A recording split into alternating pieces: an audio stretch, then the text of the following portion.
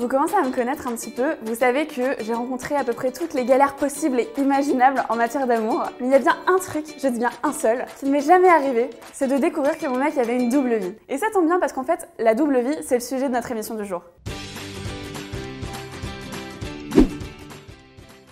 Voilà, bonjour Sylvie. Bonjour Mélusine. Alors, tu es éditrice et tu travailles avec moi, on partage même le même bureau. Tout à fait. Et aujourd'hui, on est là pour parler de la double vie. En fait, c'est un thème qui nous est venu quand on a lu Toi plus que tout de Mia Sheridan. C'est un roman que tu connais bien. Oui, puisque je me suis occupée de cette traduction, oui, tout à fait. Et dedans, en fait, Christelle a une double vie dans le sens où elle est stripteaseuse la nuit et le jour, elle est serveuse. Et toi aussi, tu as eu une double vie. Oui, pas de stripteaseuse, mais j'étais professeure le jour et blogueuse de romances, plus spécifiquement de romances érotiques la nuit. Pourquoi est-ce que tu cachais un petit peu cet aspect de ta vie de blogueuse de romances érotiques? Pourquoi tu le dissimulais?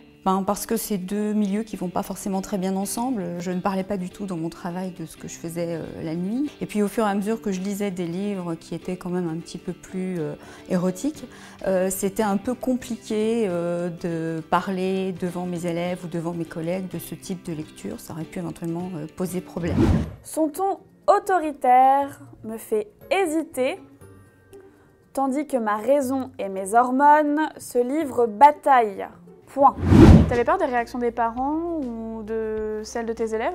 Éventuellement, oui, même si parfois, je me suis aperçue à la fin que je pouvais parler de romance avec mes élèves, puisque j'ai découvert un jour une élève qui lisait After et avec qui j'ai parlé du livre. Ah oui, tu lui as révélé ton identité secrète. À ce moment-là, je lui ai tout révélé, je ne cachais plus rien.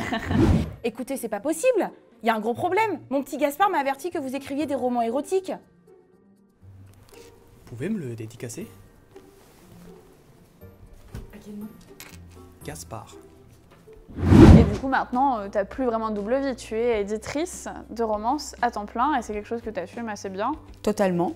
Je l'assume totalement, mais c'est un peu plus triste du coup. J'ai plus qu'une seule vie, j'ai plus rien à cacher. Dis-moi, comment tu réagirais si t'apprenais que ton mari avait une double vie? Très mal, je pense. Il est pas du genre à avoir une double vie, non. Si je découvrais que mon copain avait une double vie, je pense que je me vengerais. J'organiserais une vengeance avec l'autre fille. Alors, si je résume, il y a eu du rouge à lèvres sur son col de chemise et surtout, on l'a repéré dans 3 endroits de Paris différents avec cette même fille. Il a envoyé des petits textos avec des fruits et des légumes, c'est mignon, il est vegan. Il a passé plusieurs appels à un numéro que je ne connais pas, qui n'est pas le mien. Si j'étais parano, je me dirais qu'il a une double vie. Mais en vrai, je crois qu'il fait juste des covoites. Merci Sylvie d'avoir été avec moi. Mais je t'en prie. Moi, j'ai hâte de lire en commentaire ce que les gens ont à nous raconter sur ce sujet-là. J'espère que cette vidéo vous a plu. Mettez des petits pouces bleus et des commentaires. Et moi, je vous dis à la semaine prochaine dans un nouvel épisode de la Girl Room. Salut!